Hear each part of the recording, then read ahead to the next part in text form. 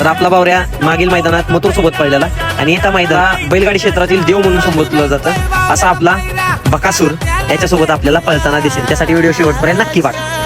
तर आज आपण आलो होतो सुरतच्या तिथं, उद्या जायचं होतं. जरा कॅमेरा पासून घ्यावं म्हणलं. चॉकलेट बाय विराज काय म्हणतात बघा, एवढ्या कोपऱ्यात थांबल्यात. तुम्ही म्हणताल सेफ्टी कसली साहेब, जो काय समोर येतो त्याला डायरेक्ट उडवून टाकतो, त्याच्यापासून लय सांभाळून राहावं लागतो. त्याला अडकून जरी घेतलेला तरी आम्ही भेटतो त्याला सोडायला. मग याचा काय म्हणता दिला मग याचा पण चला म्हणलं घ्या या म्हणलं सोडून काही नाही. कसं कसं त्याला बाहेर घेतलं तरी मारायच्याच तयारी होता. याला साईडला घेतला आणि बांधून टाकला पहिला एकदा. चला म्हणलं बरं झालं, शिंगाला पण कलर द्यायचा होता पण आपल्याकडे एवढा काही टाइम नव्हता थांबायला.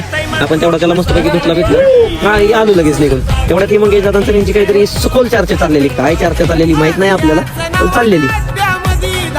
आपल्या कॅमेऱ्यात सेव्ह झाली पण नको म्हणलं आपण म्यूट करून टाकली. कसा वाढवल्या बघा कसा दिसतोय, हा नुसता फवारा देत असतो.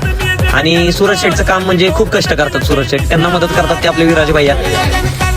ह्याच्या मागचं जे कष्ट आहे ते ह्या दोघांना जास्त नियोजन करतात. छाती ठोकून मी शकतो या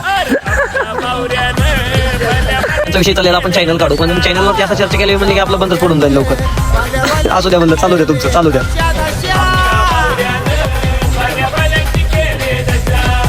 तुम्हाला जे आपले सूरजराव दिसतात त्यांचे कष्ट एवढे प्रामाणिक आहेत त्याच्यामुळे त्यांना त्यांच्या कष्टाला फळ भेटते. आज ते फळ म्हणजे आपल्या बावऱ्याच्या स्वरूपात त्यांना दिसतंय. आणि बावऱ्या म्हणजे विषय कोण येतोयच मैदानात लवकर सगळ्यात मोठ्या पायऱ्यासोबत भेटूया.